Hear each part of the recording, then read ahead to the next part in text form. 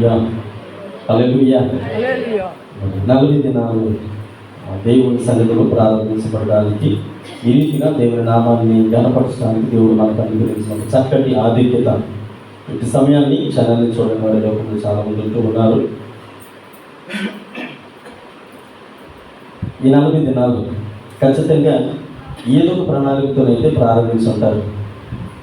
కొంతమంది బయటికి చెప్పుకుంటారు, కొంతమంది బయటికి చెప్పుకోరు. అయితే ఏదో ఒక ప్రణాళికతోనైతే ఖచ్చితంగా ప్రారంభించాలి. ఎందుకు అని అంటే ఈ 40 దినాల యొక్క ప్రాధాన్యత బైబిల్లో చాలా చోట్ల లిఖించబడి ఉంది. మనందరికీ తెలుసు, ఆది కాండం మొదలుకొని యేసుక్రీస్తు ప్రభుల వారి కాలం వరకు, లేదా అపోస్తలుడైన పౌలు గారి వరకు, లేదా యేసు ప్రభు వారి ఉపవాసం ఉన్నటువంటి కాలం వరకు, ఇవన్నీ కూడా లెక్కిస్తూ పోతే, లేదా యేసు ప్రభు వారు ఆరోహణమైనటువంటి దినం కూడా లెక్క పెట్టినప్పుడు, అంటే ఆయా సందర్భాలలో 40 అనేటువంటి సంఖ్యకు 7 అనేటువంటి సంఖ్యకి ఎంత ప్రాధాన్యత అయితే ఉందో 40 కూడా అంతే ప్రాధాన్యత ఉంది. మీకు తెలుసు, జలప్రలయం ఎన్ని దినాలు? 4 రాత్రులు పగలు. ఆ తర్వాత సినాయి పర్వతంలో మోసే గారు ఉపవాసం ఉన్నది 40 రాత్రులు పగలు. ఆ తర్వాత ఏలియా ప్రయాణించినటువంటి దినాలు 40 దినాలు. ఆ తర్వాత మరి ఇశ్రాయేల్ ప్రజలు వేగుల వారు ఎరుకో చూడడానికి వెళ్ళినటువంటి దినాలు 40 దినాలు. యేసు ప్రభు ఉపవాసంలో ప్రార్థించినటువంటి దినాలు. అంటే ఇవన్నీ కూడా బైబిల్ గ్రంథంలో 40 అనేటువంటి సంఖ్యకు చాలా ప్రాధాన్యత ఉంది. కనుక ఒక మాటలో చెప్పాలంటే 40 అనేటువంటి ఆ అంకెను క్రైస్తవులుగా మనం అన్వయించుకున్నప్పుడు దాని యొక్క అర్థం ఏంటంటే, అంటే అంకెకి అర్థం చెప్పడం లేదు. ఈ 40 దినాలు ఉపవాసం. కొంతమంది ఏమంటారంటే, అయితే పాస్టర్ గారు ఆచరించాలండి, ఇది ఏమైనా మూఢనమ్మకమా? మూఢనమ్మకాలు కాదు, కానీ ఆచారం కాదు, ఆచరణ. ఒకవేళ ఏదైనా మనం ఇలా చేసుకుంటే బాగుంటుందేమో అని తప్ప, ఖచ్చితంగా 40 దినాలు ఉంటే ఆ 40 దినాలను గట్టిగా ఒకరు వచ్చి ఫిల్టర్ పట్టుకొని 40 దినాలు మేము ప్రార్థనకు వచ్చాం, మాకు ఏం జరగలేదు అని అడిగితే నా దగ్గర ఆన్సర్ ఉండదు. కనుక నీ విశ్వాస పరిణామమును బట్టి దేవుడు ఖచ్చితంగా కార్యం చేస్తాడు.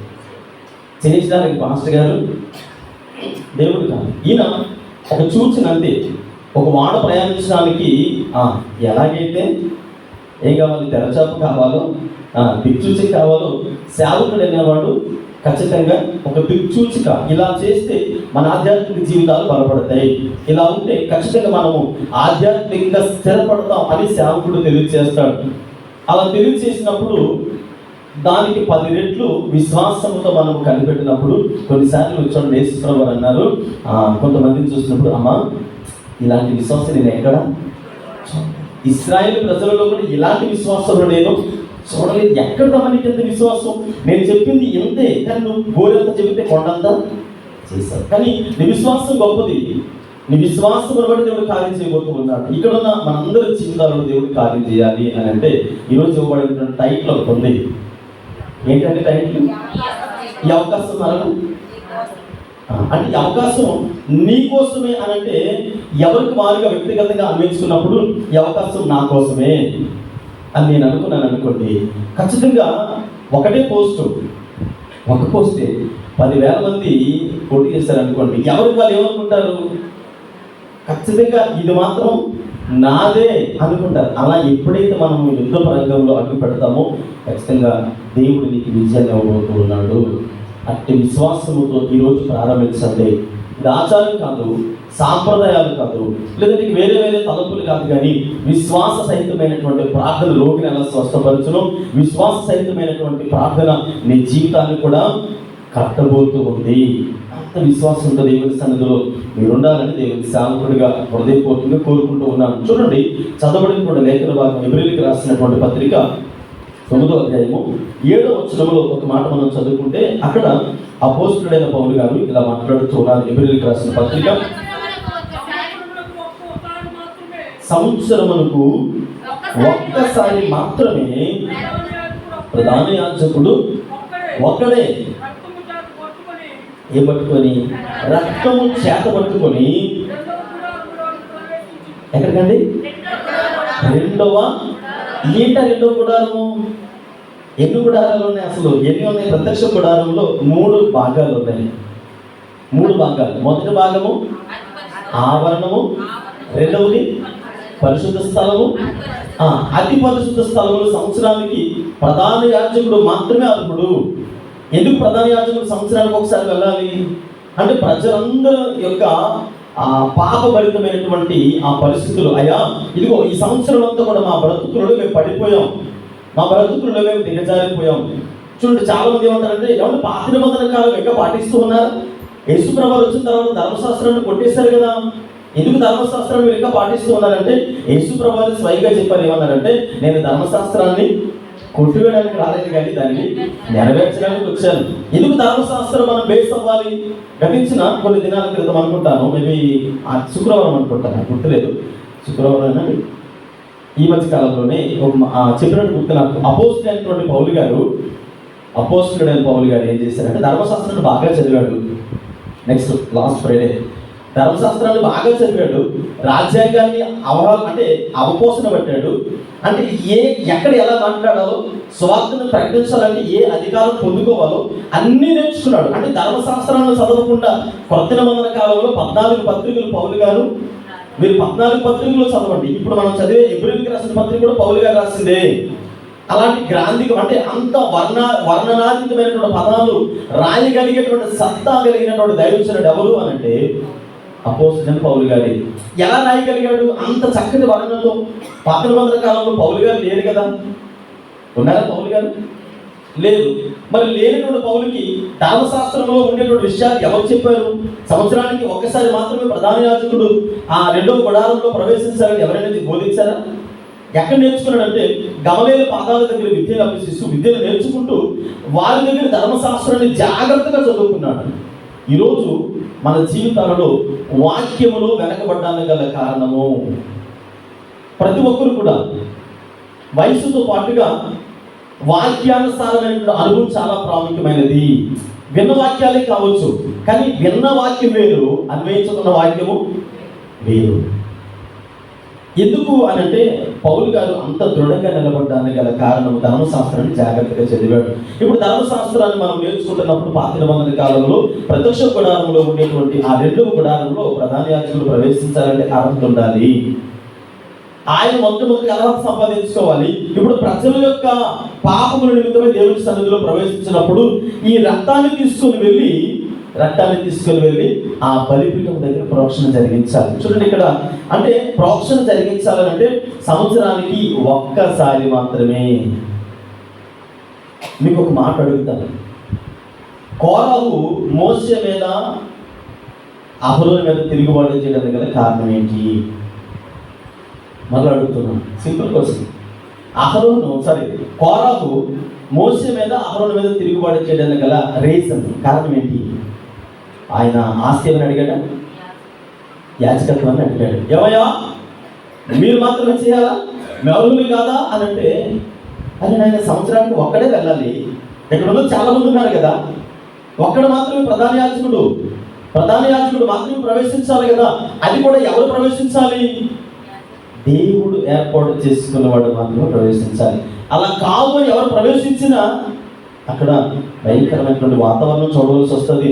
జకరియా అక్కడ ప్రవేశించగానే ఆ దూతను చూసి వెంటనే కొలుగుతూ ఉంటే అది భయపడదు, నేను నీకోసం వచ్చాను. అది కాదయ్యా, మీరు సడన్ గా ప్రత్యక్షపడడం గల కారణం ఏంటంటే ఏం పర్వాలేదు జకరియా, నీ ప్రార్థన దేవుని సన్నిధికి వచ్చి ఆయన విన్నాడు, నీ ప్రార్థన విన్నాడు కనుకనే నీతో మాట్లాడడానికి వచ్చాను అంటే దేవదూత అక్కడ ప్రత్యక్షమైందంటే ప్రధాన యాజకుడికి ఖచ్చితంగా విన్నులు వణుకు పుట్టేది. ఎవరు పడతారు ప్రవేశించడానికి లేదు. ఇప్పుడు ఈ రక్తాన్ని తీసుకుని అక్కడికి వెళ్ళాలంటే అర్హత ఉండాలి. సరే, రక్తాన్ని తీసుకుని వెళ్ళిన తర్వాత ఆ రక్తం ఎవరిదై ఉండాలి? ఏ మచ్చ, ఏ డాగు, ఏ కలంకమైనటువంటి లేనటువంటి గొర్రెపిల్లని తీసుకుని వచ్చి లేవీల దగ్గర పెట్టినప్పుడు లేవీలు దాన్ని ఏం చేస్తారు? దాన్ని పరిశుభ్రపరిచి తీసుకొని వచ్చి యాజకుల దగ్గర పెడతారు.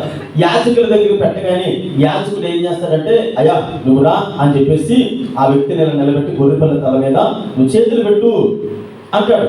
ఇప్పుడు ఈ 2 చేతులు ఆ గొర్రెపిల్ల తల మీద పెడతాడు. ఎవరు? తీసుకొచ్చినటువంటి వ్యక్తి. ఈరోజు మనం ఎవరైతే దేవుని సన్నిధికి వచ్చామో మనం మన చేతులు ఎక్కడ పెట్టాలా?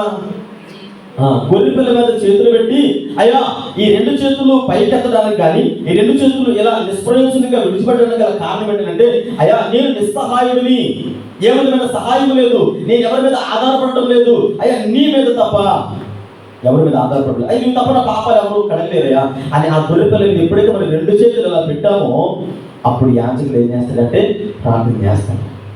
ప్రార్థన చేసిన వెంటనే ఆ వ్యక్తిలో ఉండేటువంటి సమస్త పాపాలు ఆ గొర్రె పిల్లలోకి వస్తాయి. ఎవర గొర్రె పిల్ల? యేసుక్రీస్తు ప్రభువు వారు. కొత్త నిబంధన కాలంలో క్రీస్తు గొర్రె పిల్లగా ఉన్నారు. పాత నిబంధన కాలంలోకి వచ్చేటప్పటికి మనం తీసుకొచ్చినటువంటి గువ్వ కానీ, లేదా పావులు కానీ, లేదా గొర్రె పిల్ల కానీ మనం చేతులు ఇస్తే మనలో ఉన్నటువంటి సర్వ పాపము ఆ గొర్రెలోకి వచ్చినప్పుడు ఇప్పుడు ఆ యాజకుడు ఏం చేస్తాడంటే ఆ పాపముతో ఉండే గొర్రెని వధించి అందులో ఉన్నటువంటి వ్యర్థ పదార్థాలన్నీ తీసివేస్తాడు. శ్రేష్టమైనటువంటి ఆ రక్తమును తీసుకొని ఇప్పుడు ప్రధాన యాజకుడికి అప్పగిస్తాడు. హల్లెలూయా. ఇప్పుడు ప్రధాన యాజకుడు ఆ రక్తాన్ని తీసుకొని ప్రజలందరి పక్షముగా సంవత్సరానికి ఒకసారి ఎక్కడ ప్రవేశిస్తాడు? అతి పరిశుద్ధ స్థలంలోకి ప్రవేశిస్తాడు. మన పాపములు కడగడానికి. అంటే ప్రతి సంవత్సరం ఇలా రొటీన్ అవుతూ ఉంది. లేవీయులు అంటే పాపులు ప్రజలందరూ కూడా వారి పాపములు కడుక్కోవడానికి ఒక గొర్రె పిల్లని తీసుకురావడం, ఇక్కడికి వచ్చి లేవీయుల దగ్గరికి వచ్చి దాన్ని పరిశుభ్రపరచడం, మళ్ళా యాజకుడు వచ్చి దాని గురించి ప్రార్థన చేయడం, ఈయనేమో రక్తాన్ని ప్రధాన యాజకుడికి ఇవ్వడం, ఇలా రిపీట్ గా అవుతూ ఉన్నప్పుడు యేసుక్రీస్తు ప్రభువు వారు అనుకున్నారు, నా బిడ్డలు ఇలా చేయకూడదు, కాబట్టి ఒకేసారి నేనేం చేయాలి, వారందరి పక్షముగా నేను గొర్రె పిల్లగా మారాలి అని తాను తగ్గించుకొని మన కొరకు తన ప్రాణమును ఇవ్వడానికి వచ్చినటువంటి ఈ సందర్భమే లెంట్ యొక్క ఉద్దేశము. అంతే తప్ప లెంట్ అంటే ఆచారము కాదు, లెంట్ అంటే మూఢనమ్మకము కాదు. అంటే ఈ రోమన్ క్యాథలిక్ లో నేను ఉద్దేశం అంటే వాళ్ళని విమర్శించడానికి చెప్పట్లేదు, కానీ రోమన్ క్యాథలిక్స్ ఉన్నటువంటి కొన్ని ఆచారాలు ఏంటంటే సాంప్రదాయాలు, మేబీ వాళ్ళకు ఉన్నటువంటి నియమాలు అనుకుందాం, మన ఆచారాలు మనం అనకూడదు, కానీ మేము వాళ్ళకున్నటువంటి కొన్ని రకాలైనటువంటి సిద్ధాంతాలు. వారు ఏం చేస్తారంటే ఫామ్ సండే అంటే మట్లాదారు తెలుసు కదా, మట్లాదారు రోజు మనం మట్టలు పట్టుకొని తిరిగినటువంటి మట్టలన్నీ తీసుకొచ్చి మనం ఏం చేస్తాం, ఇంటికి పట్టుకుని వెళ్ళి ఇంట్లో ఏదో ఒక మూలనే తగిలిస్తాం. కొంతమందికి కొన్ని రకాల పరిస్థితులు, కానీ వాళ్ళు ఏం చేస్తారంటే మంట అవన్నీ కలిపి చక్కగా కాల్చి బూడిద తీసుకుని వెళ్ళి ఆ చర్చిలో ఒక దగ్గర దాస్తారు. ఆ బూడిద దాచి ఈరోజు ఏ సండే, ఈరోజు యాస్ అంటే ఏంటి, బూడిద. అంటే బూడిదని ఇప్పుడు ఈ ఫాదర్ ఎవరైతే ఉన్నారో ఒక్కొక్కరు వస్తూ ఉంటే వాళ్ళకి ఏం చేస్తారు, బొట్టు పెడతారు, నూనెలో నానబెడతారు, లేదా పొడితో ఒక పక్క నూనె ఒక పక్క పెట్టి ఆ నూనెలో చెయ్యి ముంచి బూడిదలో ముంచి వాళ్ళకి సిలువ వేస్తారు. అంటే బూడిది బుధవారం అంటారు తెలుగులో. అంటే ఈ కొన్ని రకాలైనటువంటి పరిస్థితులు, కానీ మన వరకు వచ్చేటప్పటికి ఖచ్చితంగా వాక్యానుసారమైన అనుభవం మనకి ఎందుకు రావాలంటే మన పాపములతో మనం దేవుని మందిరానికి వచ్చాం, ఒక బలిని తీసుకుని వచ్చాం, ఒక గొర్రె పిల్లని తీసుకుని వచ్చాం. ఎవరో గొర్రె పిల్లని అంటే మన కొరకు కలువరి శిలువలో ప్రారంభించినటువంటి యేసు ప్రభు వారిని, నీ కొరకు మరణించినటువంటి యేసుక్రీస్తు ప్రభు వారిని గొర్రె పిల్లని తీసుకుని దేవుని మందిరానికి వచ్చావు. ఈరోజు నీవు ఏం చేయాలని నీ చేతిలో ఆయన మీద పెట్టాలా, టైటిల్ ఏంటి, అలా నాదు లేదండి నా చేతుల్లో భయపడుతుంది, నా చేతుల్లో కొద్దిగా చేతులు ఖాళీ లేదండి, లేదంటే చేతులు ఇంకా చాలా పనులు ఉన్నాయండి, రకరకాల పనులు, రకరకాల ఆలోచనలు. అంటే ఈరోజు మన ప్రథమ దినముగా దేవుని సన్నిధిలో జ్ఞాపకం చేసుకోవాల్సింది ఏంటంటే నీ జీవితంలో ఎంత విలువైనది ఉన్నా సరే, ఎంత కాస్ట్లీది ఉన్నా సరే, అవన్నీ కూడా పక్కన పెట్టి ఒకటి మాత్రం గుర్తుపెట్టుకోండి, యేసుక్రీస్తు ప్రభువా నువ్వు నా కొరకు వచ్చావు కనుక నన్ను నేను తగ్గించుకుని నా జీవితానికి అప్పగించేస్తానయ్యా. ఈ 40 దినాలు నేను నీతో చేసే ప్రయాణము నా జీవితానికి ఒక నూతన అధ్యాయము. ఖచ్చితంగా 40 దినాల్లో నేను ఒక ఆశీర్వాదకరమైనటువంటి కార్యం నేను చూడాలయ్యా. నా విశ్వాసము ఎంత వరకు నేను ప్రయాణించగలను, నేను బలహీనున్నే అయినా నీవు నాకు అవకాశం ఇచ్చావు కనుక నేను ఖచ్చితంగా అవకాశాన్ని వినియోగించుకుంటాను. మళ్ళీ ఏదైనా అవకాశం రాకపోవచ్చు, ఇలాంటి సమయం రాకపోవచ్చు, కనుక రక్త హస్తాలతో దేవుని సన్నిధిలో నిలబడి భక్తులని దావీదు చెప్పినట్లుగా, అయ్యా నాది ఏది లేదయ్యా, నాకు ఏది లేదు, నా సమస్తం నీవే అన్నట్టుగా మీరు ఎప్పుడైతే హృదయపూర్వక దేవునికి సమర్పించుకుంటారో ఖచ్చితంగా మీ పక్షంగా ప్రధాన యాజకుడికి పిలువబడి యేసుక్రీస్తు ప్రభువు ఆయన చూడండి, ఒకటి గొర్రె పిల్లగా పిలువబడ్డాడు, రెండవది యాజకుడిగా పిలువబడ్డాడు, మూడవది ప్రధాన యాజకుడిగా పిలువబడ్డాడు, నాలుగవది ఆయనే పరిశుద్ధ రక్తముగా పిలువబడ్డాడు. చూడండి, ఇక్కడ కొన్ని వాక్య భాగాలు మనం చదువుకుందాం. ఎబ్రిల్కి రాసిన పత్రిక 7వ అధ్యాయము 27వ వచనములు చదివితే, ధర్మశాస్త్రము బలహీనత గల మనుషులను యాజకులుగా నియమించరు కానీ ధర్మశాస్త్రములకు తర్వాత వచ్చిన ప్రమాణపూర్వకమైన వాక్యము నిరంతరమును సంపూర్ణ సిద్ధి పొందిన కుమారులను నియమించరు. హల్లెలూయా. సంపూర్ణ సిద్ధి పొందినటువంటి కుమారుడు అనగా యేసుక్రీస్తు ప్రభువారు. అంటే ధర్మశాస్త్రానికి మనం జ్ఞాపకం చేసుకుంటే, ధర్మశాస్త్రం బలహీనత కలిగినటువంటి యాజకులు. ఎందుకు బలహీనత కలిగిన యాజకులు అంటే, నేను ఎందుకంటే ప్రారంభంలో మీకు చెప్పాను, 40 దినాలు ప్రార్థన చేస్తే దేవుడు మన జీవితంలో కార్యం చేస్తాడు అని చెప్పిన తర్వాత 40 దినాలు వచ్చి ఎందుకు మా బ్రతుకులో కార్యం జరగలేదంటే, మనుషులుగా పిలువబడే సేవకుడు ఎవరు?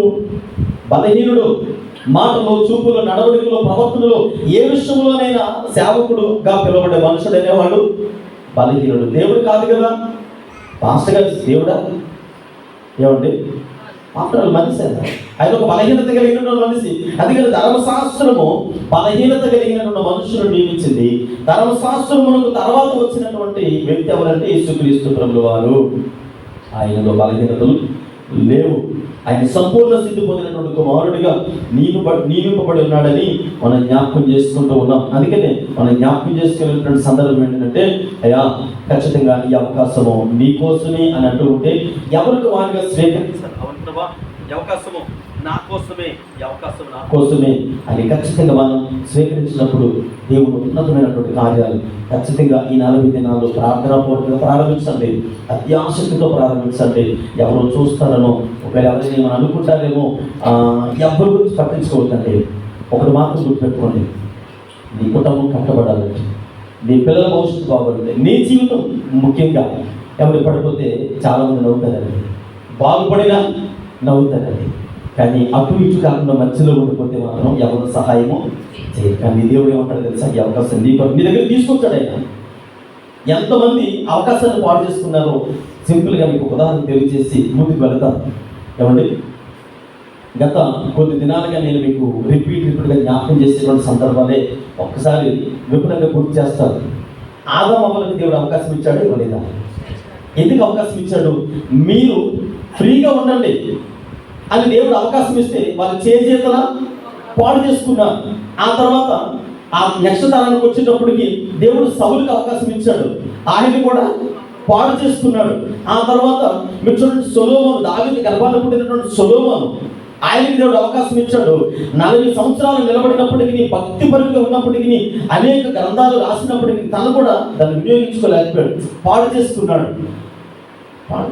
చేతులారా పాడు చేసుకున్నాడు. ఒకవేళ వీళ్ళందరి గురించి ఆలోచించేటప్పుడు ఖచ్చితంగా మనం ఏం చేయాలంటే, అవును ప్రభా, ఒకవేళ నేను ఆ లిస్టులో ఉంటే ఇప్పుడే ఈ రాత్రి కల సమయమే నేను ఖచ్చితంగా నేను సరి చేసుకుంటాను. వేసిగా పిలువబడే రాహాబు, ఎన్నిక లేనటువంటి రాహాబు, అసహించుకోబడినటువంటి రాహాబు, చాలా చొలగనగా చూడబడినటువంటి రాహాబు, ఆమెను అలా తీసుకొచ్చి ఎక్కడ కూర్చోబెట్టండి? దేవుడు యేసుక్రీస్తు ప్రభువారు వంశవరిలో కూర్చోబెట్టాడు. ఏం అర్హత ఉందా ఆవిడికి? ఏమైనా అర్హత ఉందా? అస్సలు ఆమెను ఎవరైనా చూసినప్పుడు ఇప్పుడు చాలా గొప్ప స్త్రీ అని కొనియాడడానికి ఏమైనా అర్హత ఉందా? అస్సలు. తామాకి ఏమైనా అర్హత ఉందా? అస్సలు. ఆమె చూస్తే అన్యులు చాలా ఎగతాలుగా మాట్లాడతారు. బైబిల్ గ్రంథాలు చదువుతున్నప్పుడు ఏమంటుంది మాట్లాడుతుంటే చాలా నీచమైనటువంటి స్త్రీ అంటే వేరేలా మాట్లాడతారు. కానీ ఆమె తన జీవితాన్ని దేవునికి సమర్పించుకున్న తర్వాత తీసుకొచ్చి యేసుక్రీస్తు ప్రభువుల వంశంలో కూర్చోబెట్టేస్తారు. అవకాశం ఉన్నప్పుడే ఈ అవకాశం మీకోసం, ఏదో కాలక్షేపం కోసం ఉంటే దయచేసి 40 దినాలు దేవుని సన్నిధిలో రావద్దు. ఎందుకు రావద్దు అంటే, ఎవరైనా అనుకుంటారేమో, రాకపోతే పాస్టర్ గారిని అడుగుతారేమో, పెద్దలు ఏమైనా అడుగుతారేమో, లేదా మా ఇరుగు పొరుగు వారు 40 దినాలు ఎందుకు రాలేదని అడుగుతారేమో, అందరితో పాటుగా ఏదో గుంపులో అలా వెళ్ళిపోతాం. అలాంటి భక్తి దేవుడు మెచ్చేది కాదు. అలాగని రేపటి నుంచి సంఖ్య తగ్గిపోతే అలా కూడా మీరు దేవునికి, నేనేమన్నాండి ఆఫ్టర్ అంతే కదా, ఒక సాధారణమైనటువంటి సేవకుడిని, మీరెంతో నేను కూడా అంతే. మీరు లెక్క అప్పగించాలి, నేను కూడా దేవునికి. ఎబ్రిల్ రాసిన పత్రికలో పౌలు గారు అన్న చదవసం లేదు, కానీ ఇదిగో నువ్వు సేవకుడికి అయ్యావా, ఒళ్ళు దగ్గర పెట్టుకుని ఉండు అంటాడు. ఎందుకయ్యా అలా అంటున్నావు అంటే, సేవకులైన వారు రెండంతల తీర్పుకు లోబడతారు, అంటే అప్పగించబడతారు. మీరు ఒక తీర్పులోనే నిలబడతారు, నేను మీ గురించి లెక్క చెప్పాలా, నా గురించి కూడా లెక్క చెప్పాలి. కాబట్టి ఎందుకు ఈ 40 దినాల గురించి నేను మాట్లాడుతానంటే, ఆయన నీకు ఒక చక్కటి అవకాశాన్ని ఇచ్చాడు. ఈ అవకాశం మీకోసమే.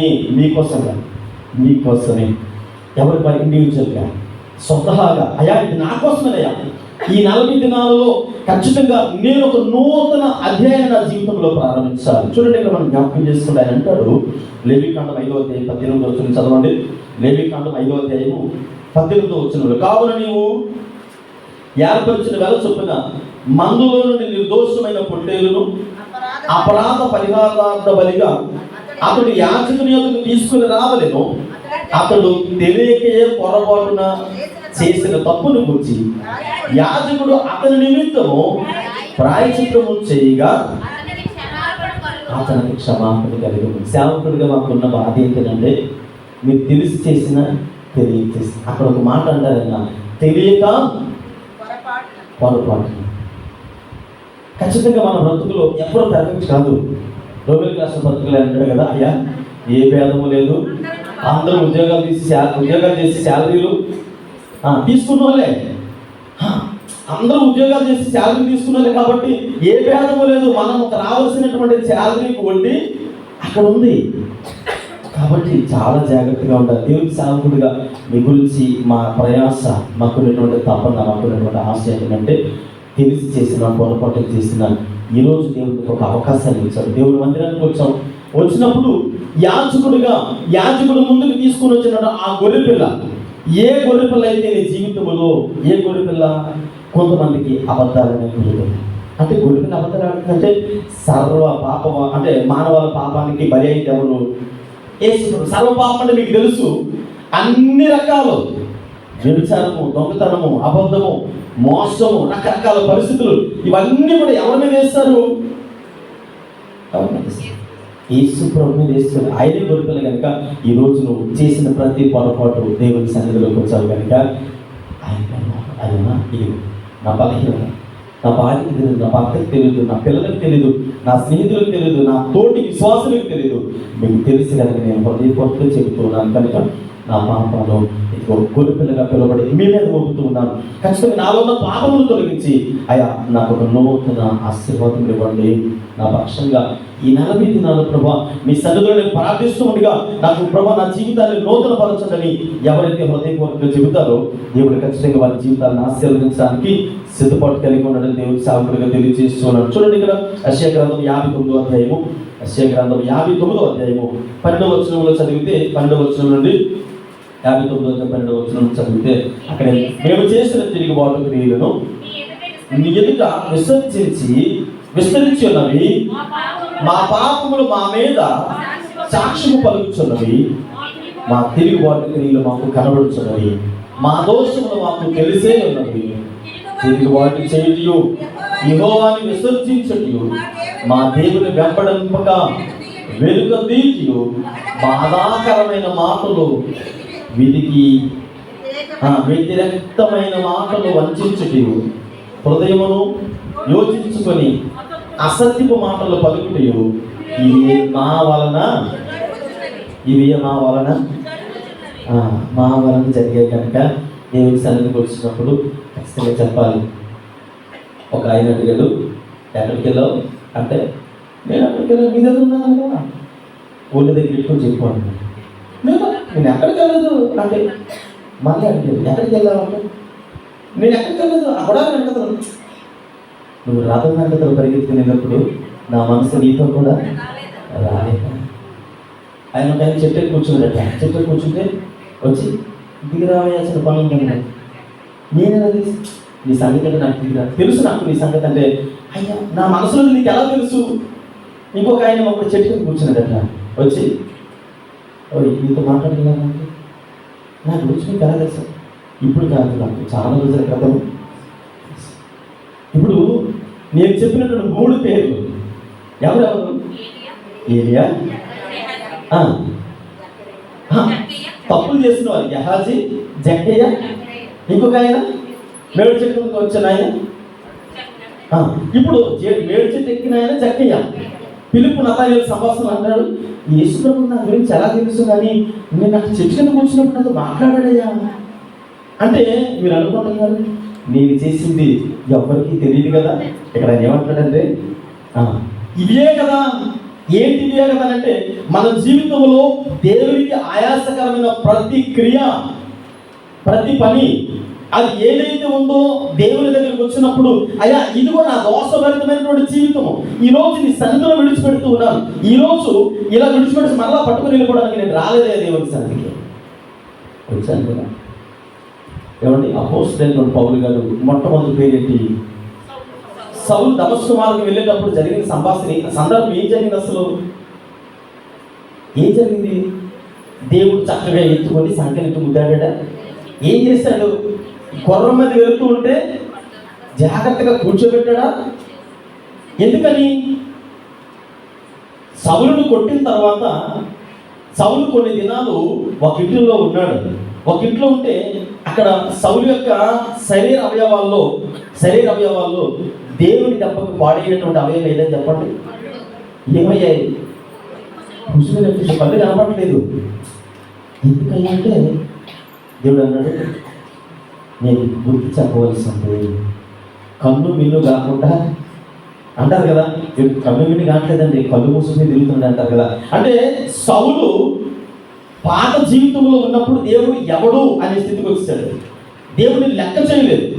దేవుడి మీద తిరుగుబాటు చేసి దేవుడికి ఆయాసకరమైన క్రియలు చేసుకుంటూ వెళ్ళిపోతూ ఉన్నాడంతే. ధర్మశాస్త్రాన్ని చదివినా పట్టించుకోలేదు. వెళ్ళిపోతూ ఉంటే దేవుడు చెప్పి చెప్పి చెప్పి సేవకుల ద్వారా చెప్పాడు. స్తెఫను చెప్పాడు, అయ్యా వీళ్ళేం చేస్తున్నారో వీళ్ళకి తెలియదు కనుక క్షమించు అని. అంటే కొత్తగా ప్రార్థన చేస్తున్నాడు. ధర్మశాస్త్రం ఏం లేదు కదా, కంటికి కన్ను పంటికి పన్ను కదా. ఇది నేను వెరైటీగా ప్రార్థన చేస్తుంటే ఇలాంటి ప్రార్థన ధర్మశాస్త్రంలో లేదు కదా. ఒకటి నిన్ను చెంప మీద కొడితే సాసిపెట్టి మళ్ళీ తిరిగి కుడి చెంప మీద కొడితే ఎడం చెంప వాయించాలి ధర్మశాస్త్రం ప్రకారంగా. కానీ స్తెఫనేమో క్షమించమంటున్నాడు. ఇది ఎక్కడ ఉంది? ఈరోజు విడ్డూరంగా ఉంది కదా. ఎలాంటి మాటలు మన చెవిని పొడవనుకున్నాడు అంతే. దేవుడు అనుకున్నాడు, నీకు ఎక్కడ చెప్పాలో అక్కడ చెప్పాలి. దమస్కు మార్గంలో సాసిపెట్టి ఒకడు కొట్టగానే నువ్వు ఎవరు వస్తావు నన్ను కొట్టడానికి? ఎవరైనా నువ్వు హింసిస్తున్నటువంటి ఏసుని. సరే అక్కడికి వచ్చిన తర్వాత తెలుసుకుందాం. కానీ అక్కడికి వచ్చిన తర్వాత కళ్ళుకు పట్టిన పొరలు రాలే అని ఉంది. ఈరోజు ఇంతవరకు మనం ఏ పరిస్థితిలో ఉన్నామో నాకు తెలియదు. మీరే ఆలోచనతో దేవునికి సర్దిపించారు నాకు తెలియదు. ఏ ఉద్దేశాలతో భక్తిని ఆచరిస్తూ ఉన్నారో నాకు తెలియదు. అది మూఢనమ్మకాలు, ఆచారమో, సాంప్రదాయమో, లేదంటే మన పితరులను చూసి భక్తి చేస్తూ ఉన్నారు, లేదంటే ఇరుగుపొరుగు వాళ్ళని చూసి భక్తి చేస్తూ ఉన్నారు, లేదంటే ఇది ఒక సాంప్రదాయం, లేదంటే రొటీన్గా జరిగేదని భక్తి చేస్తూ ఉన్నారో నాకు తెలియదు. కానీ ఖచ్చితంగా ఈరోజు నీకు మాత్రమే నేను అవకాశం ఇచ్చాను. ఉన్నది ఒకటే అవకాశాన్ని ఎవరైతే ప్రేమపూర్వకంగా స్వీకరిస్తారో వారి జీవితంలో కార్యం చేయబోతున్నారు. 12 మంది శిష్యులు చేయలేనటువంటి కార్యం అపోస్తలుడైన పౌలు గారు చేశారు. ఎందుకు పౌలు గారి ద్వారా దేవుడు చేయించాడనంటే ఎవ్వరికి భయపడలేదు. గతించిన కొన్ని దినాల క్రితం చెప్పాను, పౌలు ఎన్నిసార్లు కొట్టారని చెప్పాను. ఎన్నిసార్లు అండి? శుక్రవారం నాడు చెప్పాను. ఎన్నిసార్లు కొట్టారు పౌల్ని? కొన్ని యేసు ప్రభువుని ఎన్నిసార్లు కొట్టారు? ఒకసారి కొట్టారు. పౌలుని 3 సార్లు కుక్కను కొట్టినట్టు కొట్టి చచ్చిపోయాడు అనుకుని పట్టణం వెలుపటికి కుక్క కాలుకి తాడు కట్టినట్టు ఈడ్చేశారు. బయటకు ఈడ్చేస్తే అందరూ పోయిన తర్వాత ఒక గన్నెలా తెరిచి చూసి మళ్ళీ గూడుదంతా దులిపేసుకొని మళ్ళీ పక్కూరికి వెళ్ళిపోయి సువార్త ప్రకటించేవాడట. ఎందుకు తెలుసా? ఎవరి చేత పట్టబడ్డాడో ఆయనకి విధేయుడిగా ఉన్నాడు. ఈరోజు మన భక్తి ఎలా ఉండాలంటే, నిన్ను ఎవరు ఎన్నుకున్నారో, ఎవరి ద్వారా మందిరానికి వచ్చావో, ఏ ఉద్దేశంతో విశ్వాసంగా పిలవబడుతూ ఉన్నావో, ఏ పేరు పెట్టుకుని బ్రతుకుతూ ఉన్నావో ఆ పేరుకి తగినటువంటి జీవితాన్ని జీవిస్తేనే క్రైస్తవ విశ్వాసి. పేరేమో ఈ పేరు కలిగిన వాళ్ళు ఉంటే నన్ను క్షమించండి, నేను మిమ్మల్ని ఉద్దేశించి కాదు. పేరేమో కొన్ని పేర్లు శాంతమ్మ అంటారు. ఇంత శాంతమ్మో ఏదో పేరేమో శాంతి, కానీ ఆవిడ మాత్రం 24 గంటలు క్రైస్తవులుగా ఖచ్చితంగా మార్పు అనేది మన జీవితంలో ఉండాలి. చూడండి, మనం చదువుకుంటే 12వ అధ్యాయము యెషయా గ్రంథం 59వ అధ్యాయం 12వ వచనం చదివితే 13వ వచనం అంటాడు, తిరుగుబాటు చేయుటయు యెహోవాను విసర్జించడం అంటే, అమ్మా నా వైపు చూడండి, విసర్జించడం అంటే ఈ మాట కొద్ది వలగరగా ఉన్నప్పటికీ మీకు అందరికీ తెలుసు, రాత్రి తింటే దాచుకోరు. మళ్ళీ ఆ ఫ్లేవర్ పోతే రాత్రి మనం ఇష్టపూర్వకంగా తెచ్చుకున్న బిర్యానీ కదని ఎవరైనా అలా ఉంటారా? ఎందుకు విసర్జించాలి? విసర్జించకుండా అది శరీరంలో ఉంటే ఏమవుతుంది? మలినాలు అనేవి పేరుకుపోయి శరీరంలో అనేక రకాల రుగ్మతి, బ్లడ్లో ఇన్ఫెక్షన్ వచ్చేస్తుంది, శరీరంలో అవయవాలన్నీ పాడైపోతాయి, శరీరం అంతా పాడైపోతుంది, ఎలర్జీ వచ్చేస్తుంది. ఇంకా లోపల అవయవం అంతే, లోపల అవయవాల బ్లడ్లో ఎప్పుడైతే కలుషితం ఏర్పడుతుందో శరీరంలో పై భాగాన్ని చూపించేస్తుంది. అంటే పాపం మన జీవితంలో ఉంటే విసర్జించకుండా, పాపాన్ని విసర్జిస్తే ఆశీర్వాదకరము, అది దేవుణ్ణి విసర్జిస్తే చాలా అనార్థాలు ఉన్నాయి. దేవుణ్ణి విసర్జించిన వారు నేను చెప్పాను, ఆదాము విసర్జించాను, సొలొమోను, సౌలు, యోధ, వీళ్ళందరూ విసర్జించిన వారే. అంటే ఎందుకు విసర్జించారంటే ఇంకొక ఆశ్చర్యకరమైన సంగతి చెప్పంటారా? మీరందరూ విశ్వాసాలు కనుక నూతనంగా వచ్చిన వారు, కొత్తగా దేవుని నమ్ముకున్న వారు ఉన్నారు కదా? ఇప్పుడే దేవుని నమ్ముకున్న ఉన్నవారు లేదు కదా?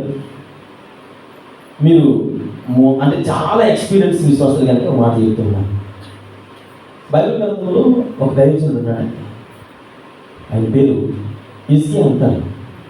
చిన్న వయసులో రాజ్య పరిపాలనకు వచ్చాడు. రాజ్య పరిపాలనకు వచ్చి అంగరంగ వైభవంగా దేవుని చక్కగా చేస్తూ ఉన్నాడు, అన్నీ చేస్తూ ఉన్నాడు, అన్ని సంపాదించాడు, దేవుడు అంటే ఆశీర్వదించాడు. భక్తిలో, ప్రార్థనలో, సహవాసంలో అన్నింటిలో చక్కగా నడుస్తూ ఉంటే సడన్గా ఒకరోజు ఒక ప్రాంతం నుంచి కొంతమంది వచ్చారు.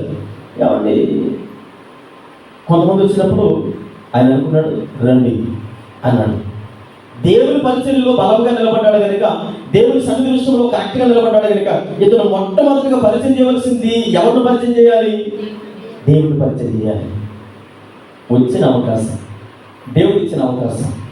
ఈయన ఏం చేశాడు తెలుసా? మొట్టమొదటిగా ఇంట్లోకి తీసుకెళ్ళాడు.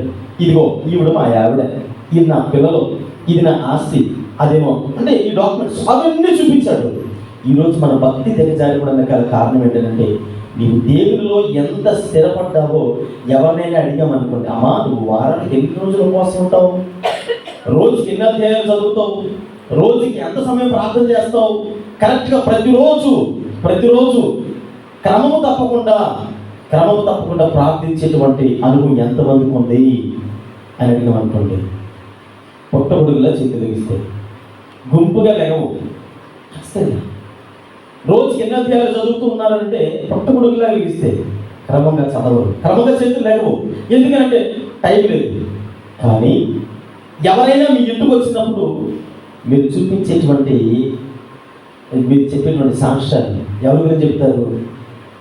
మొన్నే కొన్నామండి బీరు, మొన్నే తీసుకున్నాం విలేజ్లో, మొన్నే కొన్నాను అంటే ఇంట్లో పరిచయం చేస్తూ ఉన్నారు. ఆధ్యాత్మికమైనటువంటి ఆ ఎదుగుదలని ఎవరికి కూడా చూపించారు. ఆయన చేసిన పొరపాటునే దేవుడు అవకాశం ఇచ్చాడు. అయ్యా నీకోసం ఈ అవకాశము, నువ్వు సాక్షిగా నిలబడిన దేవుడు నీ ద్వారా ఉన్నతమైన కార్యాలు చేయబోతూ ఉన్నాడు అని అంటే, ఆయన తీసుకుని వెళ్ళి తన శత్రువులకు చూపించాడు. ఇదిగో ఇది నేను డెవలప్ చేసుకున్నది, అది అన్ని చూపించగానే దేవుడు అనుకున్నాడు, అయితే నాతో నీకు పని లేదు. ఈ 40 దినాల్లో మీరు నేర్చుకోవాల్సినటువంటి భక్తి అదే. ఈ 40 దినాల్లో దేవుని గురించి చూపించండి, దేవుడిని పరిచయం చేయండి. మీ ఇరుగు పొరుగు వారికి ఏం చెప్పాలో తెలుసా? ఇదిగో నేను ఆధ్యాత్మికంగా ఎదగడానికి దేవుడి సన్నిధికి వెళుతూ ఉన్నాను, నేను బలము పొందుకోవడం దేవుడి సన్నిధికి వెళుతూ ఉన్నాను, నేను దేవుడిలో మరింత లోతుగా ఎవరైనా మాట్లాడుతాను. చాలా మంది అంటారు కదా, శివరాత్రులు నవరాత్రులు అంటారు కదా, తెలుసా? కొన్ని అయ్యే పేరేం అన్నారు, శివరాత్రి నవమి. ఎవరైనా తప్పు మాట్లాడలేదు. శివరాత్రులు నవరాత్రులు వచ్చినప్పుడు వాళ్ళు ఎన్ని గంటలు వేస్తారు? 4 గంటలకు వెళ్ళాలంటే ఎన్ని గంటలు వేస్తారండి? కరెక్ట్గా 4 గంటలు ఇసి అప్పుడే వెళ్తారా? ఎప్పుడు వేస్తారు తెలుసా? 3ంటికి లేచి చల్ల నీళ్ళతో వస్తుంది, చక్కగా స్నానం చేసి ఒంటి మీద వేసుకుని బట్ట కూడా రాదు, జుట్టు అంటే నీళ్ళు కారుతూ ఉంటుంది. కనీసం ఒక టవల్ కూడా కట్టుకోరాదు. ఆ జుట్టు అంటే నీరు అలా వెనక కారుతూనే ఉంటుంది. గిన్నెతో పట్టుకుని లైన్లో ఉంటుంది. నిన్న నేను చాలా బయట నిల్చున్నాం, ఒక ఆయనకి పాపం కాలు కూడా సరిగ్గా బాగలేదు, ఒక చేతితో స్టిక్ పట్టుకున్నాడు అతను. అరే ఒకవేళ పొరపాటుని ఆ స్టిక్ జాగ్రత్తగా పడిపోతుంది అతను ఏజ్ దాదాపుగా 65-70 సంవత్సరాలు ఉంటుంది. నాకు చాలా సిగ్గు అనిపించింది. అతను చూసినప్పుడు అరే నాకున్న బలం దేనికి వాడుతున్నాను, కనీసం అతనిలో సగం కూడా లేదు కదా, నా వయసు, నాకున్న ఆసక్తి, నాకున్న బలము దేని కొరకు వాడుతూ ఉన్నాను, కనీసం దేవుడి కొరకు సాక్షిగా నిలబడేటువంటి ఆ భక్తి జీవితం అతనిలో సగం కూడా లేదే. ఒక అన్యుడే చేసే భక్తి కరెక్ట్ అయినది కాదు, వెళ్ళే మార్గం సరైనది కాదు, అయినా వాళ్ళు చేసే భక్తిలో ఏదో ఉందని ఆరాపం, కానీ మనకి మాత్రం ఉండదు. అంటే మీరు మనుషులు మీ గురించి కాదు, ఇంకా కొంతమంది ఉన్నారు అలాంటి వాళ్ళు. అంటే ఆ స్టిక్ పడిపోతే పడిపోతాను అనే భయం ఆయనకు లేదు. దేవుని కోసం పోస్తున్నాడు పువ్వులు, ఆయన ఆలోచన. ఈరోజు నువ్వు దేవుని కొరకు నిలబడి దేవుడు నీకు అవకాశాన్ని ఇచ్చాడు. అవకాశాన్ని ఎవరైతే చేతుల విడుచుకుంటారో మరలా అలాంటి అవకాశం రాదు. అడ్రస్ లేకుండా, అమ్మా నేను మీకే చెప్తున్నా, భూతత్వం పెడితే వెతికితే అడ్రస్ లేకుండా బైబిల్ గ్రంథంలో కొన్ని గోత్రాలకు చెందినటువంటి వంశావళులు, కొన్ని వంశావళిలో ఉన్నటువంటి పెద్దలుగా పిలబడేటువంటి దైవజనులు కావచ్చు, రాజులు కావచ్చు, వారి బిడ్డలు భూతత్వం పెట్టి వెతికిన బైబిల్ గ్రంథంలో వాళ్ళ పేర్లు ఎక్కడా కనబడకుండా దేవుడు తుడిచిపెట్టేశాడు. ఎందుకో తెలుసా? అవకాశాన్ని పాడు చేసుకున్నారు. దేవుడు నీకు చక్కటి అవకాశం ఇచ్చిందండి. మనందరూ పాట పాడుతుంటాం. ఏ పాట అంటే దీపం ఉండగానే ఇల్లు చక్కబెట్టుకోవాలంట. దీపం ఉండగానే ఇల్లు చక్కబెట్టుకోవాలి. ఆ దీపం ఆరిపోయిన తర్వాత చక్కబెట్టుకుంటే ఏ విధమైన ఉపయోగం ఉండదు. కనుక పిల్లల్ని జ్ఞాపకం చేసుకోండి. ఈరోజు మీ పాపములు లేదయా, నేను ఏ పాపం చేయలేదు, ఏ దోషము నాలో లేదు, ఎప్పుడో 2026 సంవత్సరాల క్రితం యేసు ప్రభువు నా పాపాన్ని, నా దోషాన్ని కల్వరి శిలువలో ఆల్రెడీ కడిగేశాడు కాబట్టి నేను నీతిమంతురాలని అయిపోయాను అని అనుకోడు భ్రమ అని అంటూనే పాపములో జీవిస్తూ ఉన్నాం. మన మాటలో, నడవడిలో, ప్రవర్తనలో, చూపులో, తలంపులో, ప్రతి విషయంలో పడిపోతూ ఉన్నాం. అయితే ఈ అవకాశం ఎందుకొరకనంటే మరలా తిరిగి ఒకసారి జ్ఞాపకం చేసుకోవడానికి. దావీదు దగ్గరికి వచ్చింది ఒక మాట, కఠినమైనటువంటి మాట వచ్చింది. ఇప్పుడు మీ దగ్గరికి వచ్చినట్టే దావీదు దగ్గర కఠినమైన మాట వచ్చింది. దైవజనుడు వచ్చి అన్నాడు, మరే పనికిమాలుడా అన్నాడంతే. దావీదు ఎవరు? ఇశ్రాయేలు ప్రజలకు రాజు. అని పట్టుకోండి, మరి అది ముందని పట్టుకోండి అని అంటే బాగుండేది. ఏమలేదు, అయ్యా నేను కథ చెప్తాను అంటే చెప్పండి సార్ అన్నాడు. చక్కగా విన్నాడు. చక్కగా కథ విని ఏం కథ చెప్పాడు? ఒక ఉన్నవాడు లేనివాడి దగ్గర దోచేసుకున్నాడయ్యా. ఉన్నవాడికి చాలా వస్తుంది, లేనివాడి దగ్గర అదే చివరిది, అది కూడా లాగేస్తున్నాడంటే ఎవడో చెప్పండి, పేరు చెప్పండి అంటే ఆడెవడో కదా నువ్వే అనగానే మామూలు మాట్లాడకుండా 51 కీర్తన బాగుంది. తర్వాత చదవండి, నాలాంటి తగులు బాగా ఇంకొకడు లేడు అని ఏడ్చి అన్నాడు. దేవుడి దగ్గరికి వచ్చి అంటాడు, అయ్యా నేను తప్పు చేశాను, అయితే నువ్వు నాకు ఒక అవకాశం ఇచ్చావు కదా, ఇది నీకు ఇచ్చిన అవకాశం ఉన్నావు కదా, అందుకే నా అవకాశాన్ని నేను నీ పాదాలు పట్టుకొని అడుగుతూ ఉన్నాను, నీ పరిశుద్ధాత్మను నా యొద్ద నుండి తీసివేయ్యా. ఇంకెప్పుడు నేను అలానే నీ దగ్గర ప్రవర్తించను, తప్పైపోయిందయ్యా, ఈ అవకాశం ఇచ్చావు కనుక ఖచ్చితంగా నిలబడతాను ప్రభా అని దావీదు దేవుడు పాదాలు పట్టుకుని ఏడ్చన్నాడు. ఇది ఈ అవకాశం నీకోసం అన్నావు కదా, ఇచ్చావు కదయ్యా, ఇంకెప్పుడు నేను తప్పిపోను అని ఎప్పుడైతే పాదాలు పట్టుకుని ఏడ్చాడో దేవుడు దావీదుని అంతకంతగా ఆశీర్వదించాడు. పిల్లరా, దేవుడు మీకు ఇచ్చిన అవకాశాన్ని మీరు ఏం చేయాలనుకుంటూ ఉన్నారు? చాలా మంది యొక్క బలహీనతలు మనం విన్నాం. చాలా మందికి ఇచ్చిన అవకాశాలు దుర్వినియోగపరుచుకున్నట్లుగా మనం దినదినం జ్ఞాపకం చేసుకుంటున్నాం. అయితే దేవుడు మీకు ఇచ్చిన అవకాశం ఏంటంటే పరిశుద్ధత కాపాడుకోవడం, భక్తులు స్థిరపడడం, ఆధ్యాత్మికంగా ఎదగడం, అనేకులకు సాక్షులుగా నిలవడం, మన భక్తి జీవితాన్ని ఈ రోజుతో ప్రారంభిద్దాం. ఇంతవరకు చేశారు. అయితే ఏమంటాడంటే, ఇదిగో ఒకవేళ పొరపాటున ఏమైనా పొరపాటు చేశారేమో, మీరు పొరపాటు చేశారని నేను చెప్పట్లేదు, కానీ ఏదైనా పొరపాటు జరిగిందేమో ఆ పొరపాటు తీసుకుని వచ్చి ఆయన పాదాల దగ్గర పెడదాం, ఆయన మీద పెడదాం. ఆ గొర్రెపిల్లగా పిలవడే యేసు ప్రభువు మీద పెట్టి మన చేతులు ఉంచుదాం. అయ్యా ఇదిగో నా పాపమును ప్రక్షాళన కలిగించు అని ఎప్పుడైతే మన చేతులు పెట్టామో, యాజకుడిగా పిలవడే యేసు ప్రభువు వారు మన కొరకు ప్రార్థన చేయబోతూ ఉన్నారు. ఆ ప్రార్థన చేసిన తర్వాత నీలో ఉండే ప్రతి పురాతనమైనటువంటి ప్రాచీన స్వభావమును విడిచి దేవుడిని నవ్యాల స్వభావంతో తయారు చేస్తాడు. 40 దినాలు తీర్చిదిద్దబోతూ ఉన్నాడు. ఆ పాపముగా అంటే గొర్రెపిల్లైనటువంటి రక్తముగా పిలవబడిన యేసు ప్రభువు సంవత్సరానికి ఒకసారి, అది ఇప్పుడే కావచ్చు, కానీ ఈ అవకాశాన్ని ఎంతమంది వినియోగించుకోవాలనుకుంటూ ఉన్నారు. ఒకవేళ నీకు ఆసక్తి ఉంటే, ప్రభువా సంవత్సరానికి ఒకసారి ప్రధాన యాజకుడిగా మీరు ప్రవేశించే ఆ స్థలంలో నా పాపమే ప్రక్షాళన జరగాలి, నా నిమిత్తమే ఆ రక్త ప్రోక్షణ జరగాలి. ప్రార్థన చేసుకుని అవి కొద్ది నిమిషాలు దేవుని సన్నిధిలో ప్రార్థన చేద్దాం. ఎవరికి వారి వ్యక్తిగతంగా దేవుని సన్నిధిలో ప్రార్థన చేద్దాం. ప్రభా, ఈ సంవత్సరము ఖచ్చితంగా నా జీవితంలో ఒక నూతన అధ్యాయాన్ని ప్రారంభించాలనుకుంటూ ఉన్నాను. అవునయ్యా, అయ్యా సంవత్సరానికి ఒకసారి నేను అయ్యా ప్రవేశిస్తున్నాను, అది నా నిమిత్తమే, నా నిమిత్తమే కనుక ఒకసారి నన్ను జ్ఞాపకం చేసుకుంటాను. అయ్యా నాలో జరిగే పొరపాట్లు ఏంటో నాకు తెలుసు, నాలో ఉన్న బలహీనతలు ఏంటో నాకు తెలుసు, నాలో ఉండేటువంటి లోపాలు ఏంటో నాకు తెలుసు ప్రభు. అయ్యా సమస్తమును అయ్యా దయచేసి నన్ను కడగదు ప్రభు. అయ్యా ఎందుకు తండ్రి గొర్రెగా పిలువబడినటువంటి మీ మీద నా చేతులు ఉంచుతూ ఉన్నాను. అయ్యా నా కొరకు వెదించబడినటువంటి గొర్రెగా మీరున్నారు కనుక నా పాపమును అయ్యా కడగమని ప్రార్థన చేసుకుంటాను. ప్రార్థన చేసుకుంటాను.